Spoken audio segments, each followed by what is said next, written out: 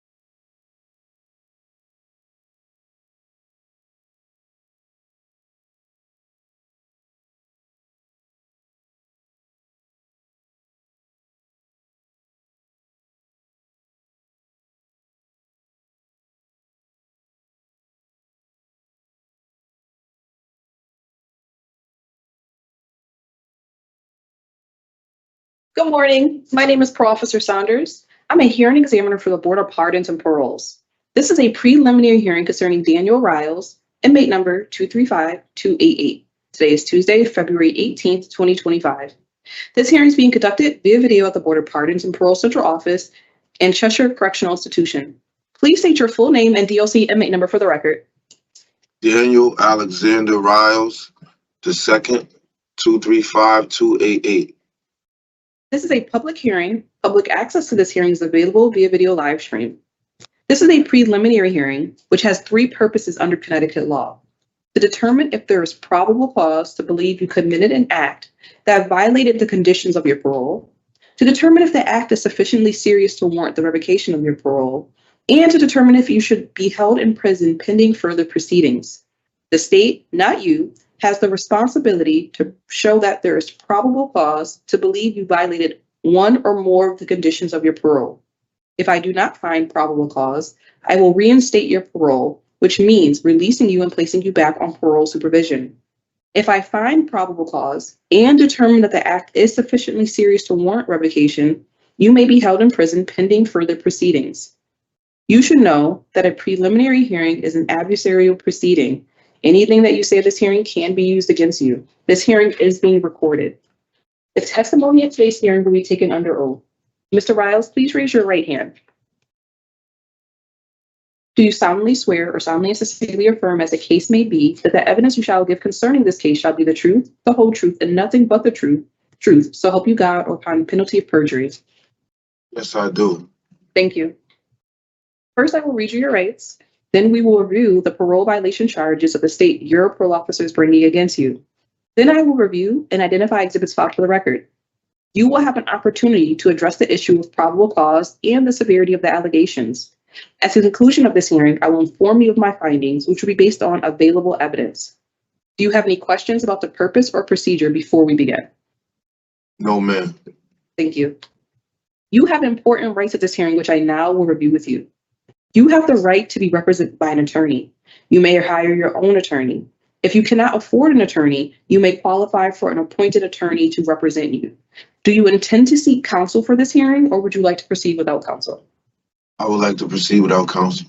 Okay, thank you. You have the right to receive written notice of charges of violation. You have the right to review the evidence against you before this hearing. You have the right to submit evidence in support of your case. At this hearing, you have the right to call and examine voluntary witnesses and to cross-examine adverse witnesses. Do you understand these rights? Yes, ma'am. We now will review the charges of the state your parole officers bringing against you and the information underlying each charge. Charge 1, obedience to the law. On January 13th, 2025, you went into 48 House Street and walked upstairs to the Sierra Center halfway house on the 4th floor. You were previously prohibited from the Sierra Center halfway house and its premises due to intimidation and threats that you made toward a Sierra Center halfway house staff member. Due to your actions, Connecticut State Police issued a warrant for your arrest for criminal trespass, stalking third, breach of peace with a $25,000 bond. Charge 2, search. On January 17th, 2025, parole staff instructed you to sit in a chair in order to search your shoes. You refused to have a seat in the chair. You also refused to remove your shoes. This violates your special parole conditions that state I will submit to a search of my person, possessions, vehicle, residence, business, or other area under my control at any time, announced or unannounced, with or without cause, by parole or its agents to verify my compliance with the conditions of my parole. Charge 3, no consumption of alcohol. On January 17th, 2025, you rendered a urinalysis. Your specimen number P3482418 was sent to Premier Biotech Labs for alcohol testing. On January 22nd, 2025, Premier Biotech Labs confirmed that your specimen was positive for alcohol. The state has filed the following exhibits. Exhibit A, Statement of Understanding and Agreement Conditions of Parole. Exhibit B, Remand to Custody Order. Exhibit C, Notice of Parole Violation. Exhibit D, Notice of Parolee Rights. Exhibit E, Parole Violation Report. Exhibit F, Decision Information Summary. Exhibit G, Connecticut State Police Arrest Warrant. Exhibit H, Connecticut State Police Police Report. Exhibit I, the Connection Sierra Halfway House Incident Report. Exhibit J, Notice of Parole Violation. Exhibit K, Premier Biotech Labs Toxicology Report. Exhibit L, Offender Misconducts. And Exhibit M, Revocation Summaries. Mr. Riles, did you receive the Notice of Parole Violation Report, and the marked for identification purposes? It should have been like a parole package of evidence. Did you receive that? After the continuance of this, my original preliminary hearing was scheduled on the same day as my court date. So on the 5th, I got that package. But the original notice of violation only had the one charge.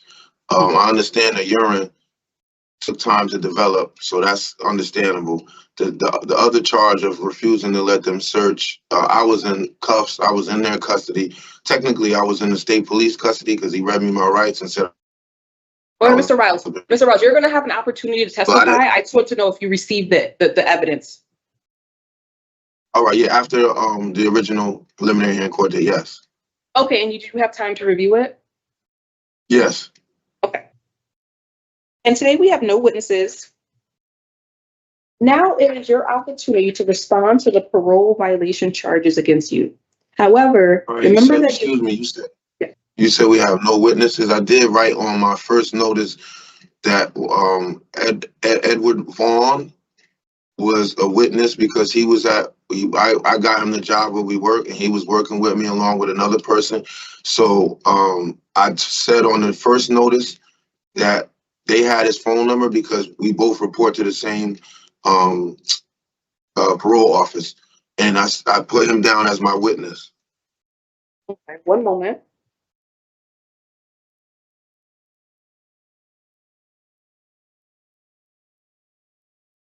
So would you like him, what would be the purpose for his testimony? To verify that what we were doing that day is distributing pamphlets, because we both work for Full Citizens Coalition, and I went to every public library in New Haven and every halfway house. I had just left. I went to Project Moore as well to drop off the pamphlets on 830 Grand Avenue, and Walter Brooks, a halfway house I went, which I discharged from originally. And then when I went to Sierra, he was in the car along with another resident, a resident of the halfway house of Sierra, and another co-worker. So I had two co-workers in my vehicle when I went into the building that could verify that we were only there dropping off, because we do reentry now at my organization, and we have pamphlets for the clients there in case they want to call us for resume, job training, and things of that nature. Okay, So I so that wanted would him be to attest to that. okay. And you do not have his phone number? No, that's why I put on the paper that Officer Ruiz, because she's his parole officer as well. She know his cell phone number. All I know is, because of the technology now, is then we don't memorize numbers no more. We just see names, so I don't recall his number. So I'm going to just take a quick recess before I move forward, because so today you still like him as a witness today for this purposes of this hearing? Just to attest to the job duties that we had at that day, because that was the reason I was there. Okay, so I'm going to just take a quick recess, okay? All right.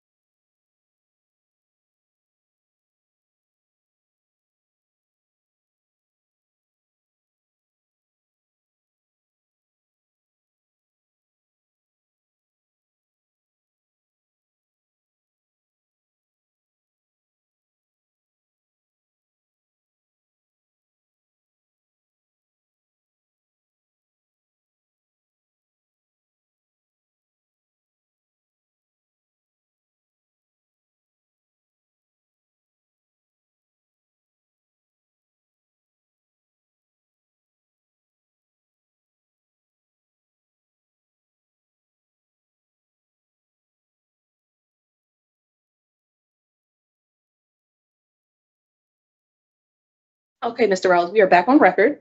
So I just want to let you know that I did hear what you said today. I am taking it into consideration regarding your request for the witness. However, I'm not going to accept the witness for the following reason. Because your witness is regarding charge 1, obedience to the law, as to why you were at the halfway house, correct? Yes. Regarding charge 1, obedience to the law, on January 17th, 2025, a judge of the state of Connecticut Superior Court determined that there is probable cause to believe you committed the following offenses: criminal trespass first, stalking third, and breach of peace second. Therefore, I cannot revisit this finding. So regarding today, I was only going to take your testimony regarding charge 2, which is search, and charge 3, no alcohol, because a judge already established probable cause for charge 1. So testimony today will not be considered for charge 1 because probable cause was already established on January 17th by a judge. So,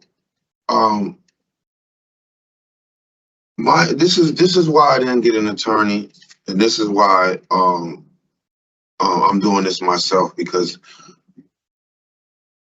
I have a $25,000 bond for this probable cause. There was no restraining order. There was no parole condition that I signed that said I can't be there.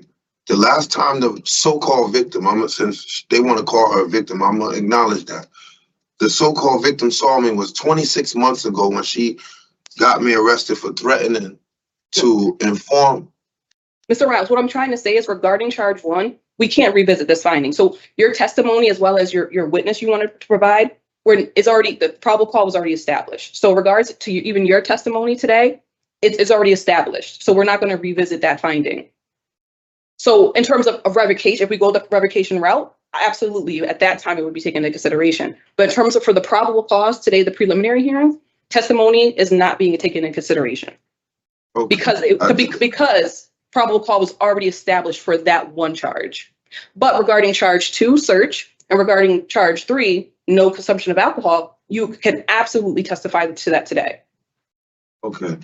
Would you like to testify to those 2 charges? Yes, ma'am. Okay, it's your time to do so.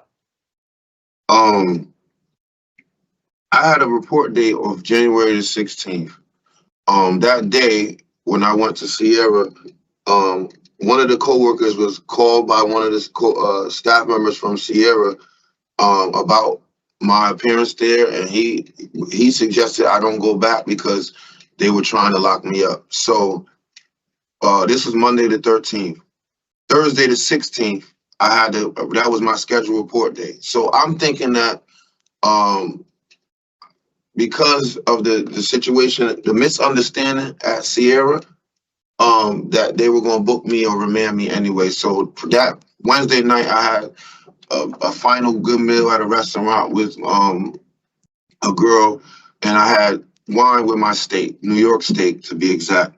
And that's because I thought Thursday they was going to remand me for this misunderstanding. However, come Thursday, I was only given a misconduct ticket that I signed for going to Sierra, even though I didn't understand why I was getting a misconduct, because I was not legally prohibited at that time to not be in that building for the scope of my job duties.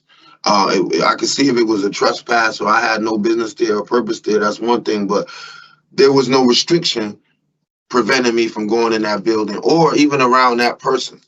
However, I signed a misconduct because I didn't think, I thought I was going to get remanded because, normally they don't care. They just remand you and that's that.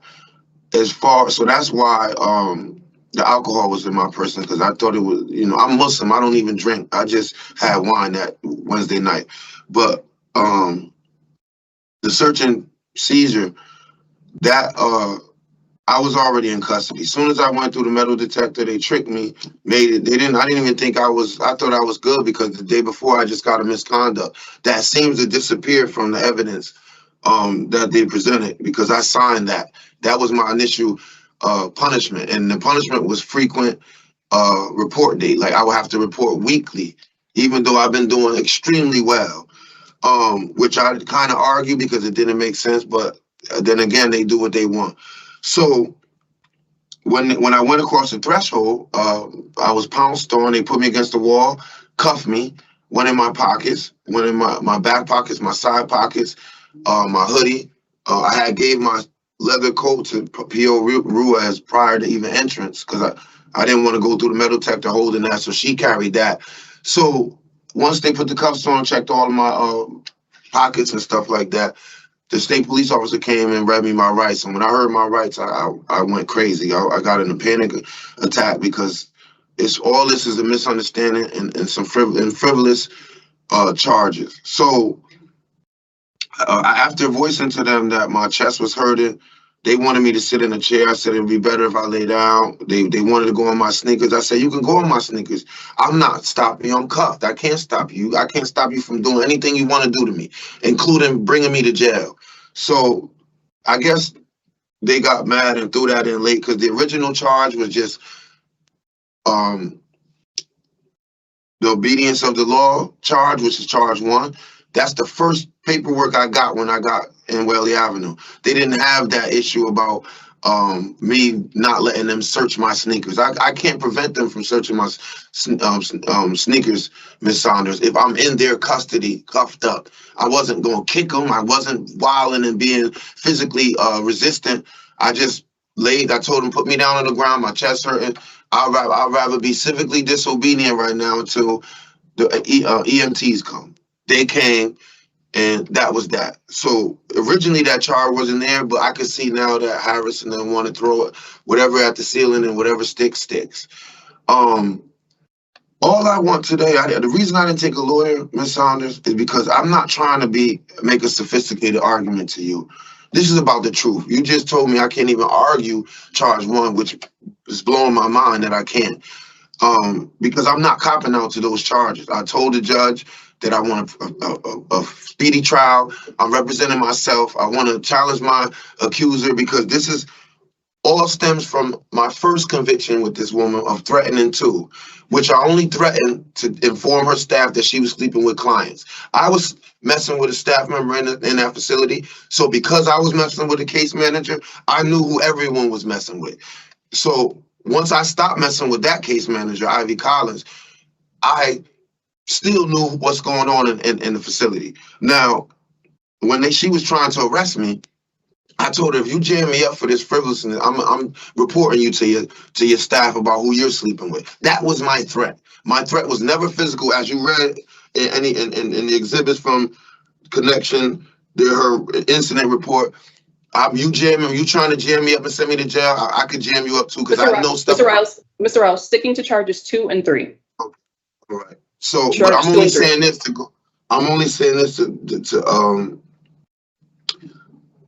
to segue into why I need to be free while I'm fighting this case. Because 1, my job, I'm the lead organizer of the state for Full Citizens Coalition, which is a Connecticut-based action group focused on undoing the unjust harm caused by felony disenfranchisement and ensuring that all citizens are respected as full citizens. That's our mission statement. I'm in charge of maybe 3 or 4 guys. We have an office in Hartford and an office in New Haven. I'm in the New Haven office on 178 Temple Street. Now, the DNR, which I feel is not warranted because of the frivolousness of these charges, is preventing me from 1, doing my job. 2, I have a vehicle out there that's parked. I don't even know how long it could be parked or where it's at. I own it. It's registered. It's insured. I have my license. I was currently living in a parole house, which is like an apartment efficiency where you're not monitored. You have a key, bathroom, kitchen. That person loves me who runs the house, Roger Hines. He's holding my stuff as far as my clothing and all my property that was in the apartment. My bond is $25,000. I could have made bond the day I got arrested because that day I was picking up a check for like $1,800. Plus my job is waiting to bond me out as we speak because I have work to do. And this is the misunderstanding, which is sad that I can't argue that with you, but I get it. The judge has supremacy over the decision makings for probable cause according to your system of adjudication. I get it. I just want, because of the nature of these charges, and it's not you. I'm pretty sure, even though I can't argue, charge one you've read. You're familiar with charge one and the background involved in charge one. I never threatened her physically in the beginning. So for her to exaggerate any type of physical threat by me, Mr. Riles, I'm going to get into charge one. I'm sorry, but I'm pretty sure you've deduced that it was a misunderstanding. And right now, they put a protective order on me, which I didn't even challenge. I didn't even show up to court because I don't care. There's a protective order with me and Miss Broadbell for I got to stay 100 yards away from her. What else they did? Okay, regarding search and alcohol, you keep going back to the number one, staying away from number one. We can't argue it. All right. So charge 2 and charge 3. If there's nothing further you have to say regarding charge 2 and 3, I could go into my findings. But if you're going to keep going back to charge 1, you can't do that because, like, again, the judge already established probable cause. But again, if we go the revocation route, you can 100% bring all of these arguments to the revocation process if we go that route. Because again, for probable cause purposes, it's already been established. Okay. Okay. So, am I allowed to argue for why the DNR should be lifted, and I can make bond and go back to my apartment and go back to my job and fight this case, which eventually will be thrown out before I pick a jury? Only regarding charges 2 and 3, search and alcohol, and the severity of these 2 charges. Got you. All right. Yeah. So I go through the search and seizure.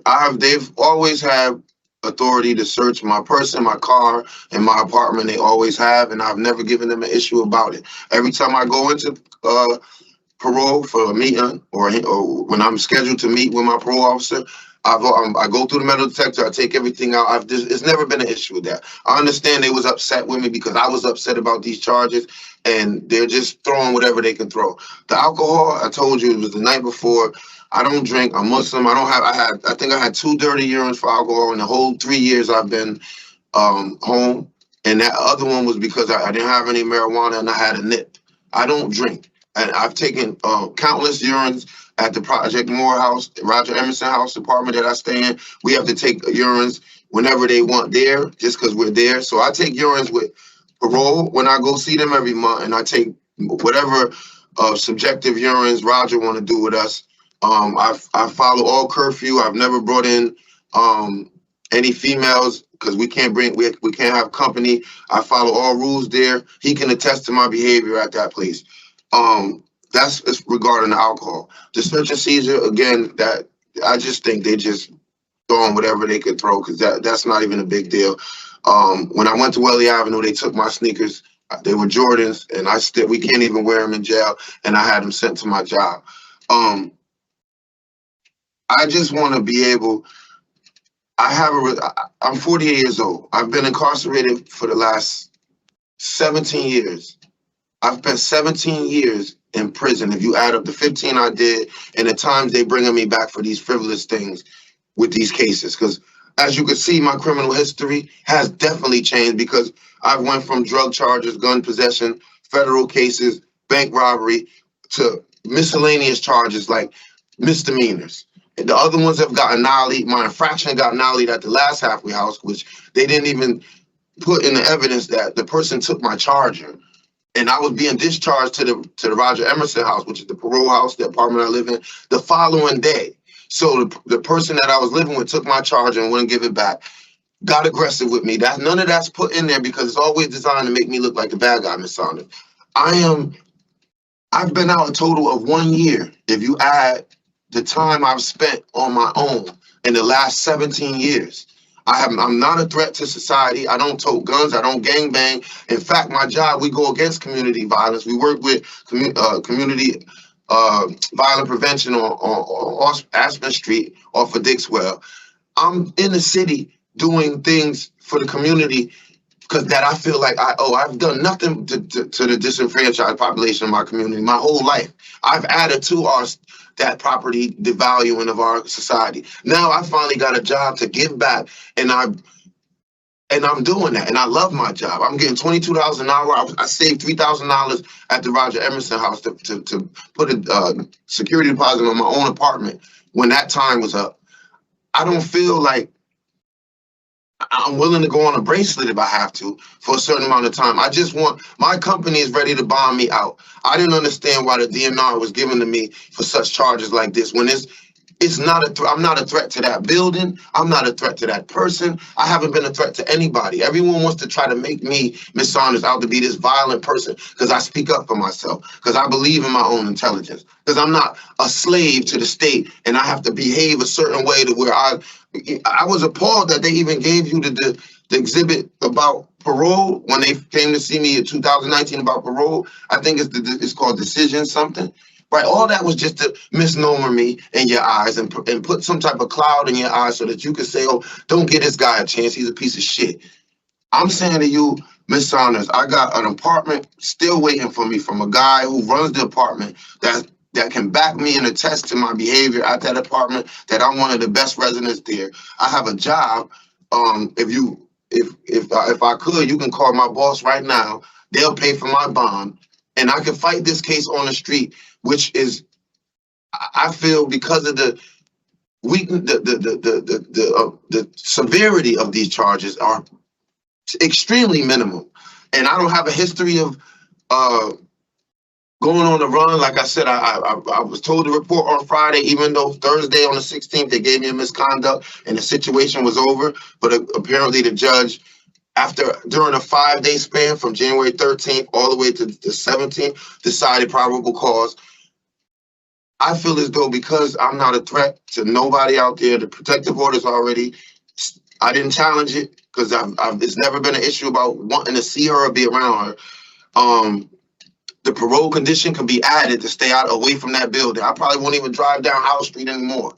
That because of those precautionary measures that were set up, which if I do violate, which would make a felony, as far as it won't be most misdemeanors if I violate the protective order or if I violate the condition. So since these conditions are in place as we speak, and the frivolousness of the charges, which is a misunderstanding, which I can't argue, the alcohol has never been an issue with me. I don't use harsh drugs. I only smoke marijuana. And I had red wine the previous night on Wednesday because I thought I was going to get remanded Thursday for what I was hearing about the incident at Sierra. I didn't get remanded. I got remanded the next day. I reported knowing that I figured that's why they called me in, because it's back-to-back days. I didn't run. I didn't hide. I was expecting them to come to the Roger house and get me. I drove there. I left my car right outside the Grand Avenue parole place. No, they didn't care about that. And I just wanted, if it's possible, to be able to go home, make bond, go back to work, doing what I was doing, and fight this case and get it probably eventually nollied or whatever. Mr. Riles, I just have one question for you. When you were asked for the search, where were you? Were you still at the halfway house? No, I was in the parole building on Grand Avenue. You were in the parole office? With my back face against the wall and cuffed like this behind my back with an officer here and an officer here and a state trooper reading me my rights. After he read me my rights and I heard the charges, which was stalking third and all that, I had a panic attack, which I do have a medical condition because I was in Northern for 12 years, which is solitary confinement. I didn't get out of that building until my lawsuit helped me get out because they were holding me without justification, because I've never been a physically threatening prisoner. Like, I have a bunch of tickets because I argue my case, or I practice civil disobedience. If I'm going to seg unjustly, carry me to seg. I'm not walking. If I do something like get in a fight or say something crazy to somebody, I gladly walk to seg. But whenever they use their authority in an abusive way, my only form of protest was civil disobedience, which I even did at the Grand Avenue parole office, and the police and the ambulance had to come because I was having chest pains. But I only did that because I can't do anything else. So it's like when the charges was read to me, Mr. Saunders, I got hypertension. I take medication right now, Seroquel. I'm back on that because I can't sleep without it in jail. I'm 48 years old. I'll be 49 in July. I need this job. I've been doing this job since July. I've 6 months. I went from part-time to full-time.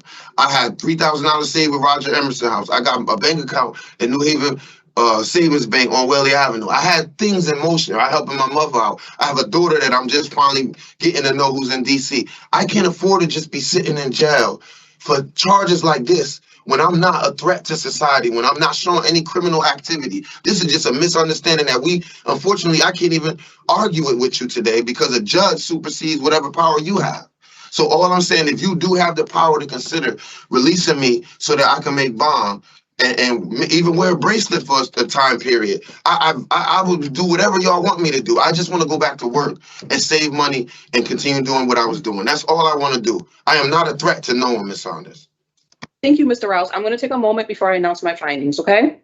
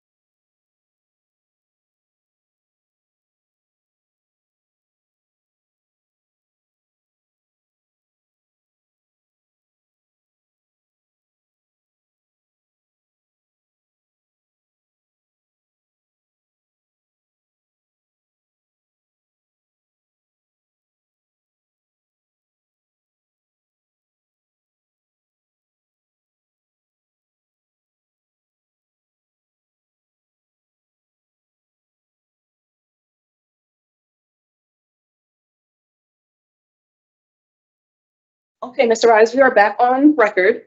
So I just want to, before I go into my findings, I just want to make it known that I did hear your argument regarding it not being serious enough, especially in regards to the do not release and you being on the $25,000 bond. I heard that when you said your job can make your, the bond for you. So, and I just want to make sure that I let you know, I did hear everything you said today. So with that said, I'm going to go into my findings. Regarding charge 1, as I said, probable cause was already established. I'm just doing this for the record. So no testimony was taken into consideration for charge 1 because probable cause was already established by a judge of the state of Connecticut Superior Court. Charge 2, search. I make a finding of probable cause based on your testimony today, as well as state's exhibits A and E. On charge 3, no consumption of alcoholic beverages. I make a finding of probable cause based on your testimony today, as well as state's exhibits A, E, and K. I find that the acts are serious enough to warrant revocation, and I've also determined that you should be detained while you wait for your revocation hearing. So this does conclude the preliminary hearing. This is bullshit. Them are not serious charges of violation because they couldn't go. When I was laying on the ground, they could have went in my sneakers. What do you mean? They could have went in my sneakers when I was laying on the floor. It's not about that. You know that. I wasn't kicking, and they had ample opportunity to go in my sneakers. I sat in there for damn near 45 minutes waiting, being checked by medical and all of that. That's 2. And then 2, alcohol, that's not even nobody gets violated on 1 alcohol consumption ticket. Nobody gets violated on that when you're outside. So why is that violation now? Why is that a violation now? Your preliminary hearing is bullshit. That's bullshit. Okay. You're doing that for Miss Harris. All y'all work together. Y'all don't do nothing for us. Y'all don't do nothing for our people. Right. All y'all do is want to keep us in jail because y'all some bunch of house niggas. That's what y'all are. Frankly, that's all y'all are. Y'all like seeing men, all your own men suffer. Look, you probably a lesbian yourself, ain't you? You don't like men either. All y'all like that. All y'all don't give a fuck about our lives. I'm sitting in jail for some alcohol and because they couldn't search my fucking shoes. Are you kidding me? Are you kidding me? I got frivolous charges of $25,000 bond, which is nothing. You're all pieces of shit. Take that, bitch.